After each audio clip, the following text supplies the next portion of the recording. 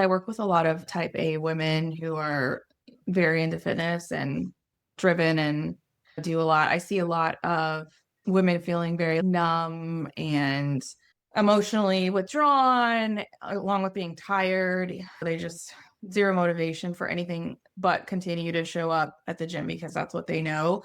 And we run a mineral test, and they have this thing called a calcium shell, which is your body protecting itself from the large amount of stress.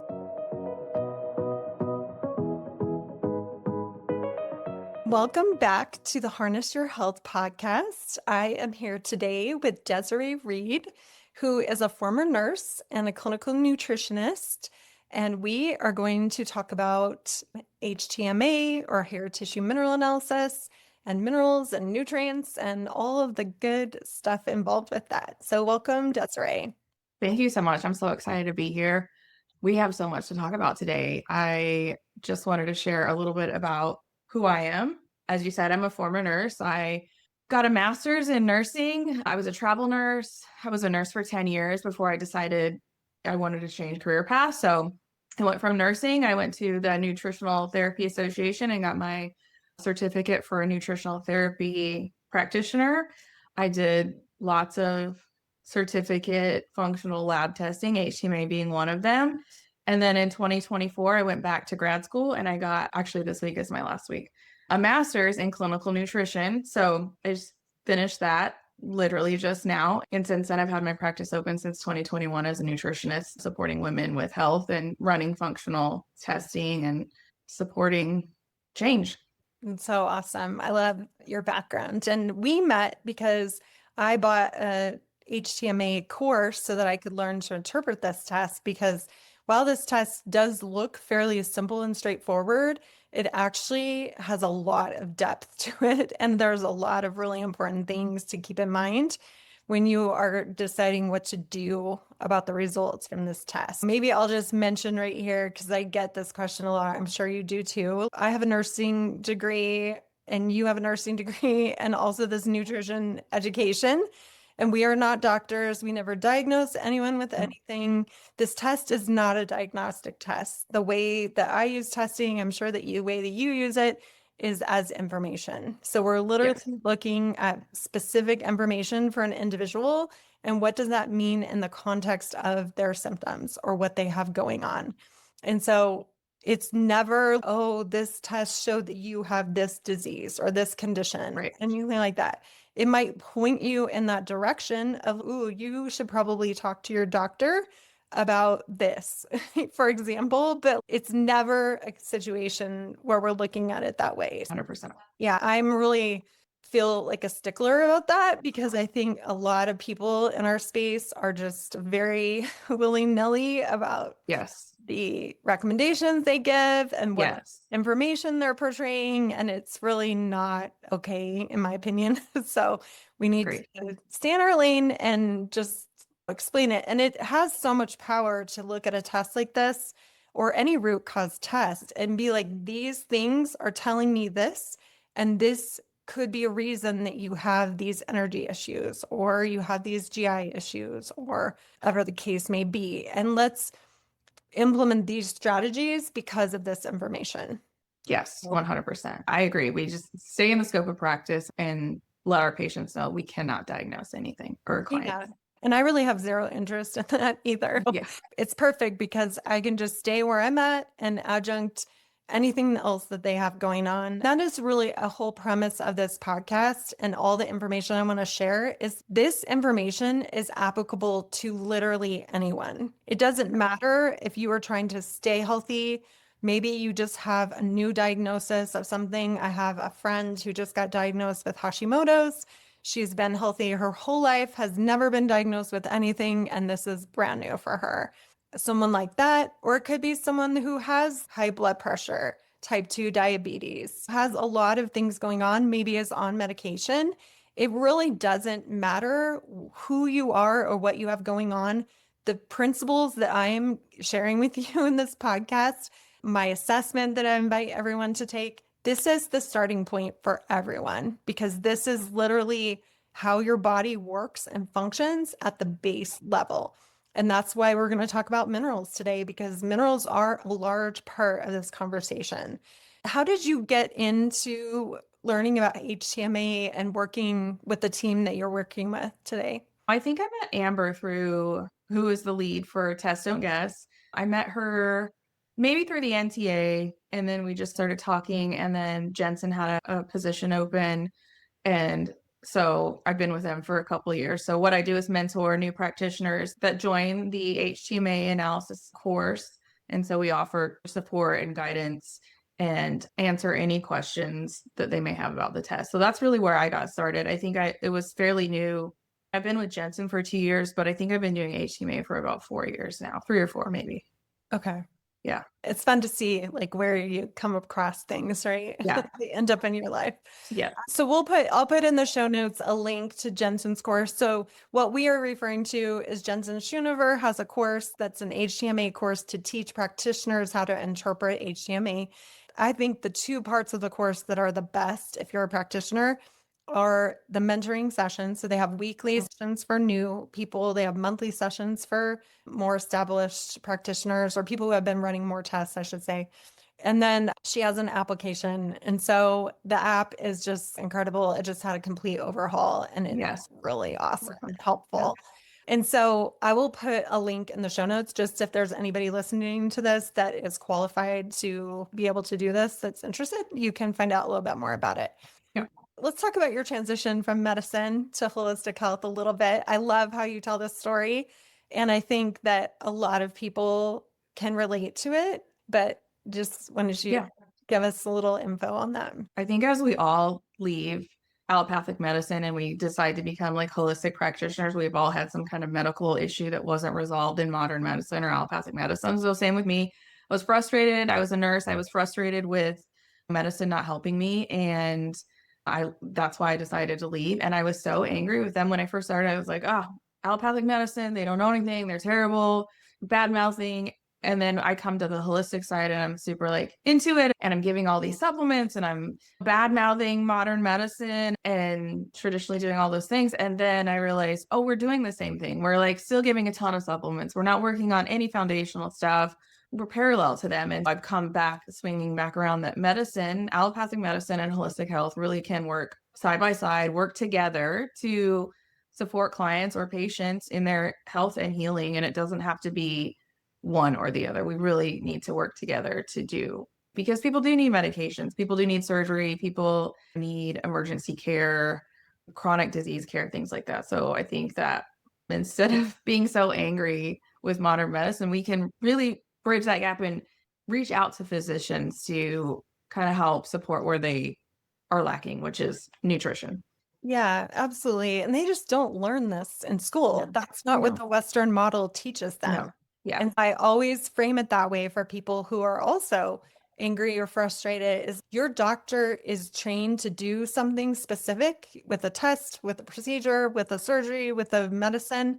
And that's what he or she is going to guide you to do. It's not that they are just treating you in a way that they are thinking the fastest way out or whatever. It's just the whole way the model is set up. Yeah. It's just not ideal for especially working with people and these what have become kind of these chronic conditions that many people are suffering from, which is multifaceted. And that's the other thing about medicine is they're often we always call them band-aids, but it's like you have high blood pressure, you get a high blood pressure medicine. Yeah. Because most high blood pressure, we don't know why it's happening. They just have never dove into that. And so between the pharmaceutical industry and the insurance industry, it's just kind of that's a mess. A lot. Yes.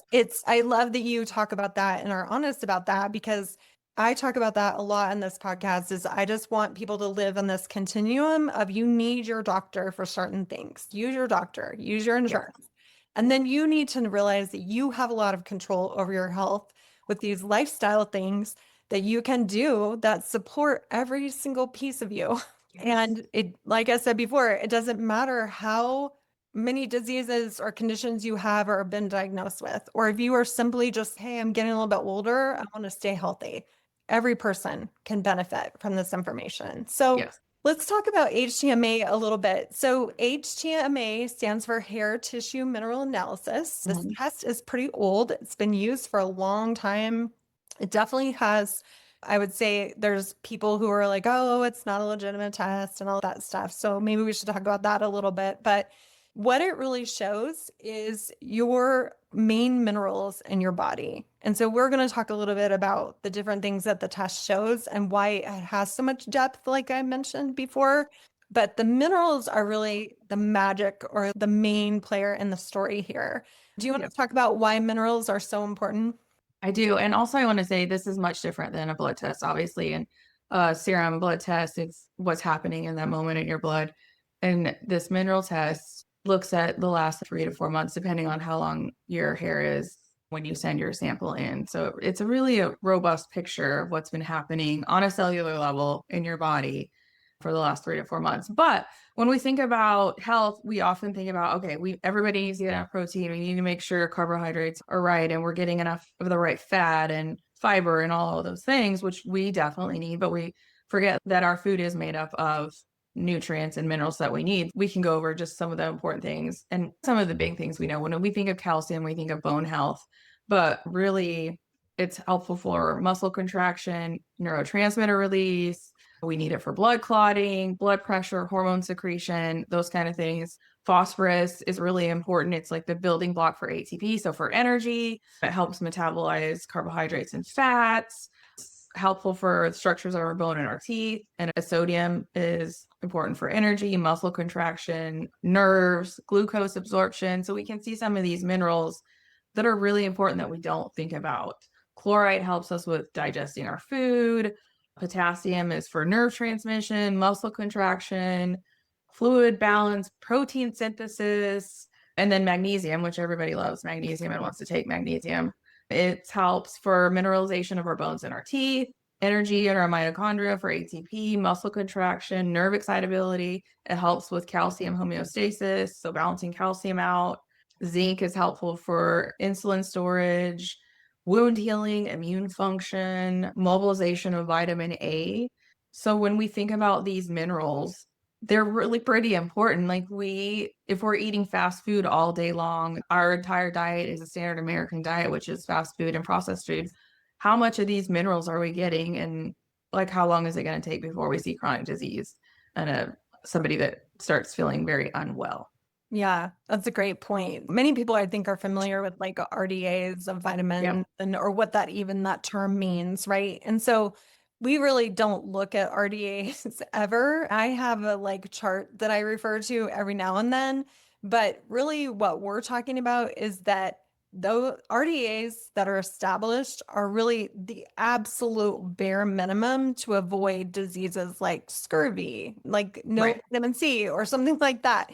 And so that's not where we're at in our Yep. modern day and age, right? Like we Right. need these nutrients to run every biochemical process in our body. And the key here is that these nutrients, many like a nutrient like magnesium, the reason a lot of people supplement with it is because what they're hearing is it's involved in over 300 Yeah. biochemical processes, which it is.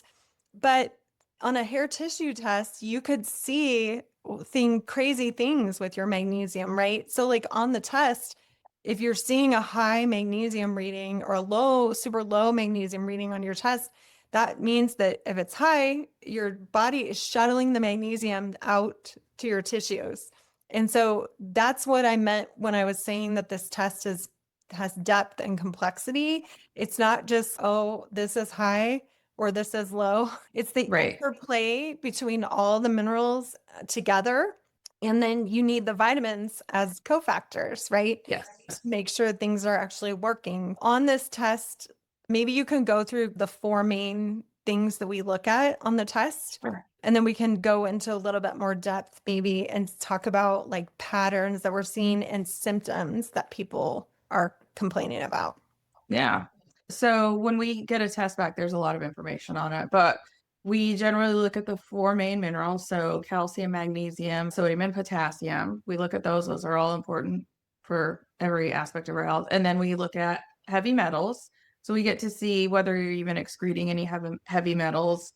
And then we look at ratios. So the ratios take two of the minerals and they kind of help determine certain things. So whether your adrenals are supported, your thyroid, energy levels, what else? Blood sugar, yeah, things like that. So we can look at things, for example, lead. If you've got lead on a test and then your calcium is also low, we know that lead is going to drive down calcium.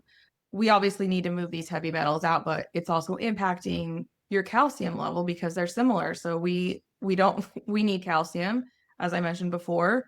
We need to get rid of this lead. So it's little things like that, or some of these heavy metals that displace zinc. Those are also really important. We need zinc for hormone health and immune function, things like that. So when we're looking at a test, it's not just, okay, your calcium's low, your magnesium looks high, your potassium is low, and your sodium is low. Start eating those foods that are low on your test and you're good. That's not exactly how it works because we have patterns. Sometimes we lose minerals under stress, or those heavy metals are displacing those minerals because they're similar in our body. So Yeah. it's not as straightforward as it looks, but it's very helpful in guiding lifestyle recommendations, food recommendations, targeted supplements, and things like that.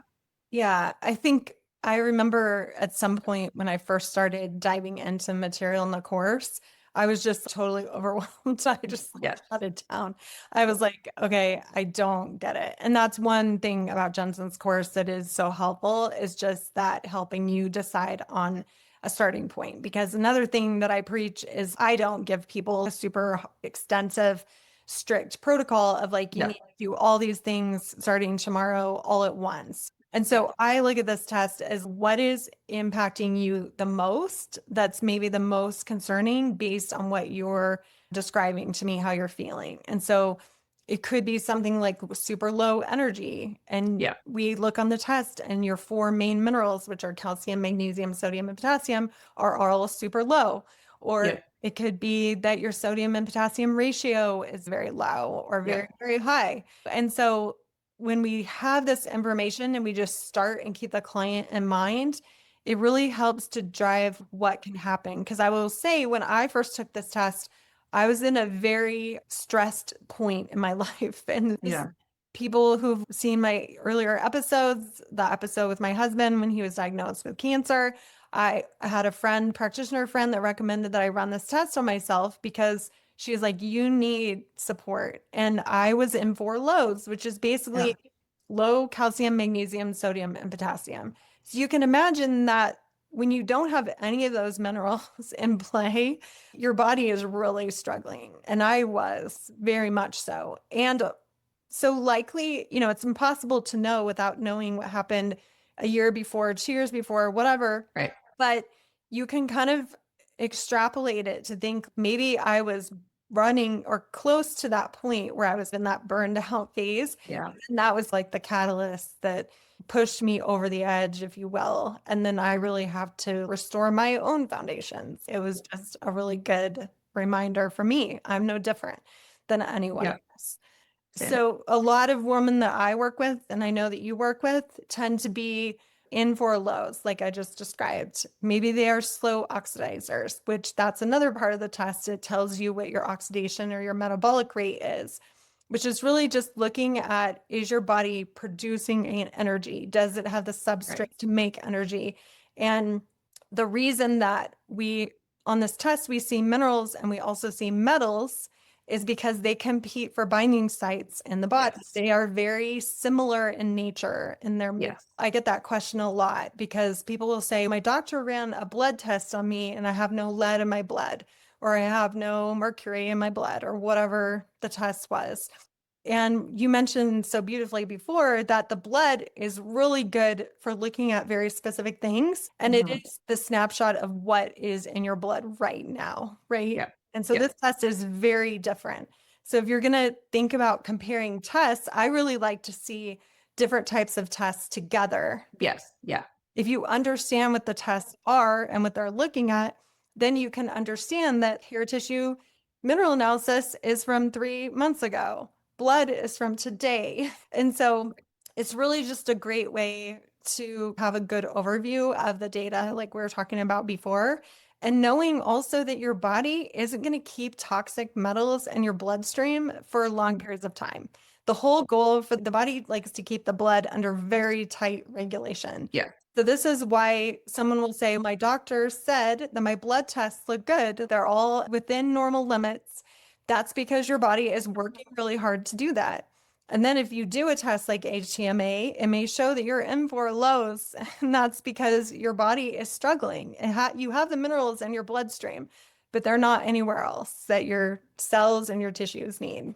Yeah, 100%. Exactly it. And I think also because I work with a lot of type A women who are very into fitness and driven and do a lot, I see a lot of women feeling very numb and emotionally withdrawn, along with being tired. They just zero motivation for anything but continue to show up at the gym because that's what they know. And we run a mineral test, and they have this thing called a calcium shell, which is your body protecting itself from the large amount of stress that you've either currently put it under or put it under in the past, or you've got maybe heavy metals or some other emotional things that are happening. So it's really cool to see when you can connect these symptoms to show them. People really need to see, like, I need to know why, like, why do I feel this way? And it's nice to be able to connect the dots for them and say, maybe you don't have enough cellular energy, or your body has created this shell to protect you, and we need to break that. And then they, it's amazing how much better people feel when they get enough nutrients and they're actually absorbing. Not that they're not eating enough, they need to be able to utilize the nutrients that they're eating. Exactly, because those nutrients come from the food that you're eating or the supplements that you're taking, right? Yeah. And so Yeah. your body has to take those in and do something with them. And so that takes energy, it requires processes. And so if you're just super depleted, it's just not going to happen as well as it would if you are in that kind of like hyper stress state. So that's one pattern that we tend to see. I guess you are describing also what could be like almost the burned out phase. Yeah. Right? So before that, we often see like high strung, this was me, go, can't sit down, sleeps 5 to 6 hours a night, blah, blah, blah. And just like feel like I'm doing all the things, but I'm just like running myself into the ground. Yeah. Like, Yep. and that's because that's how I always operated. And when you're younger, you can do that. But I had two babies 14 months apart, and my body was super depleted. And so it's not going to be able to bounce back and operate in that same way. And it took me a long time. It took me years, literally. Yeah. It didn't matter what kind of test I was running. I had multiple practitioners I was seeing tell me, Karis, your nervous system. Karis, your nervous system. Yeah. Nervous system. Your nerve, like, hello. So Yeah. it's like, That's a oh, big I'm piece. fine. I don't have a ton of stress. Sure, I have everyday stress like everybody does, but I hadn't had like super big stressors. But you have to also look at the physical stressor. Like I mentioned, I had two babies 14 months apart. Your body is depleted with pregnancy, and then your body is depleted again with pregnancy again. So I think that stressor, if you will, is obviously a wonderful thing, but like that is something that kind of tipped the scales for me being in my late 30s and then taking care of two babies basically.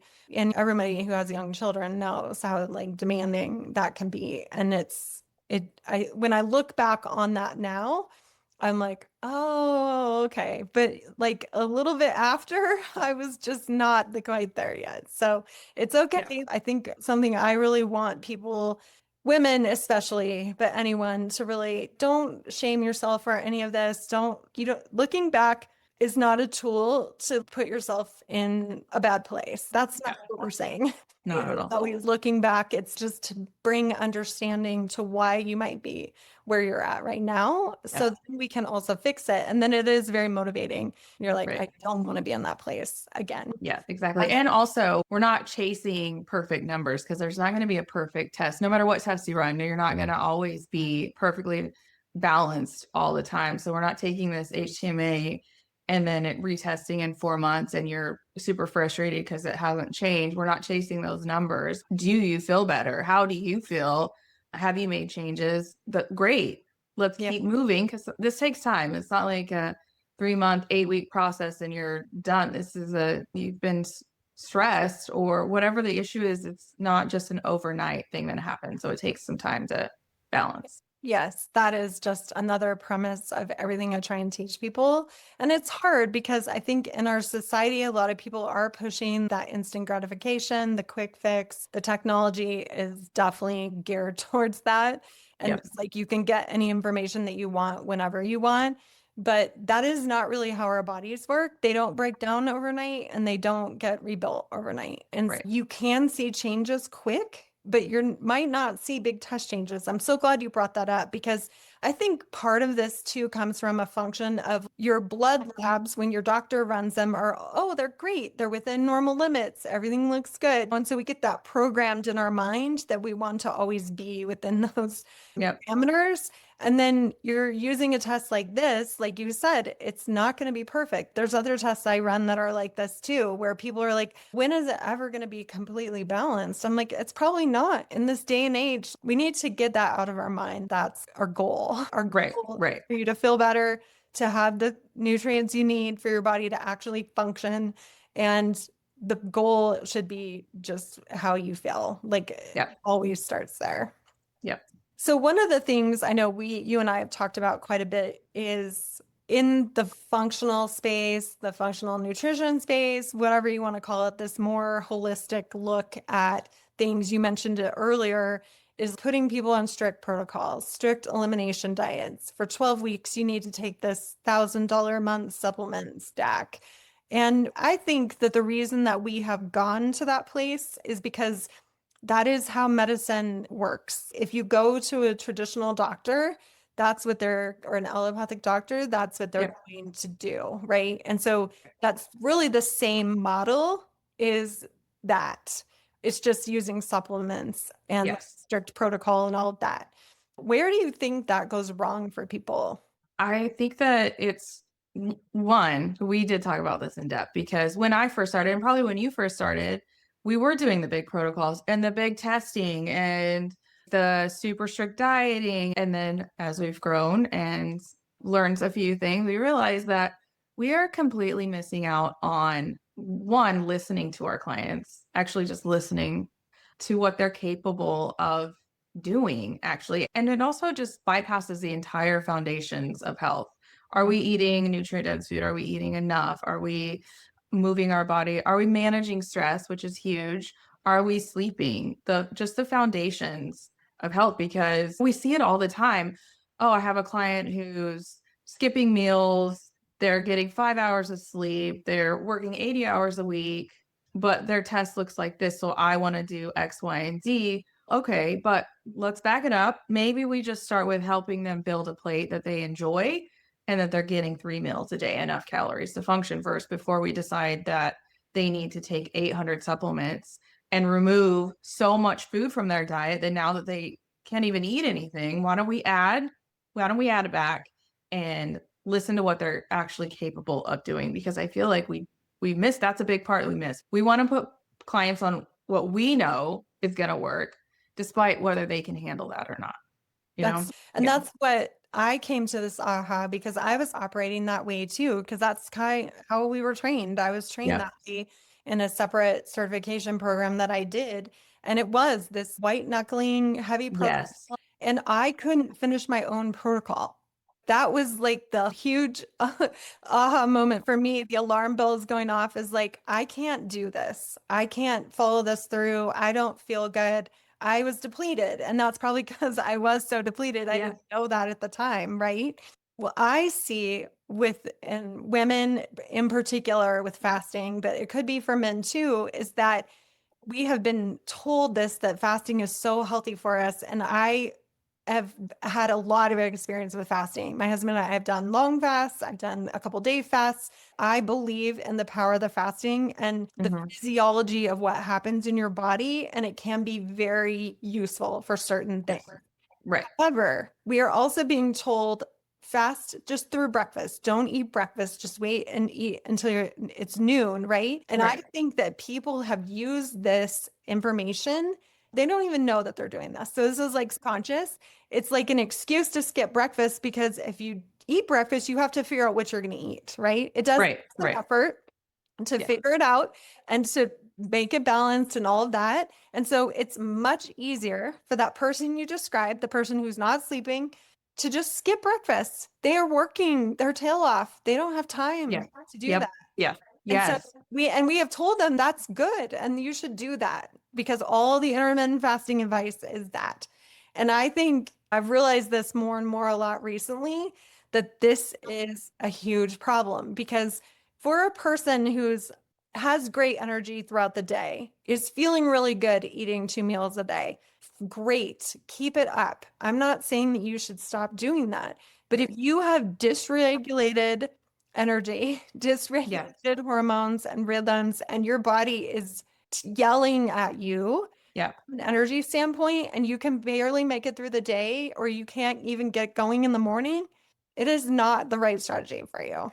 Agreed. Yeah, agreed. That's where we come in because not only are we providing you some nutritional support recommendations that you can actually follow that we've agreed upon, but then we're also here to follow up and make sure that there aren't any more barriers or whatever barriers are coming up for you to be able to make those changes, we can help walk you through.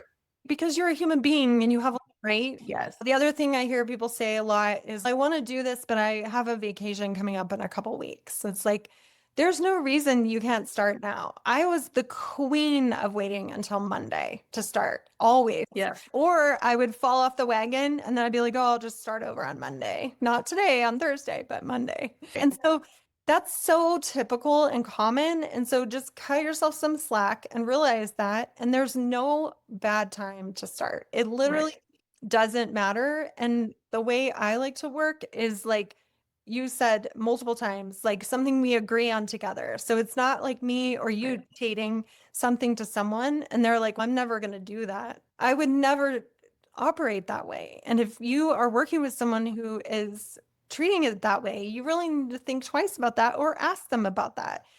That's really not what individualized holistic help should be. 100%. Exactly. And it's not, I think I had hired somebody to do some nutrition stuff. So they had recommended I eat more tomatoes and mushrooms and some other things.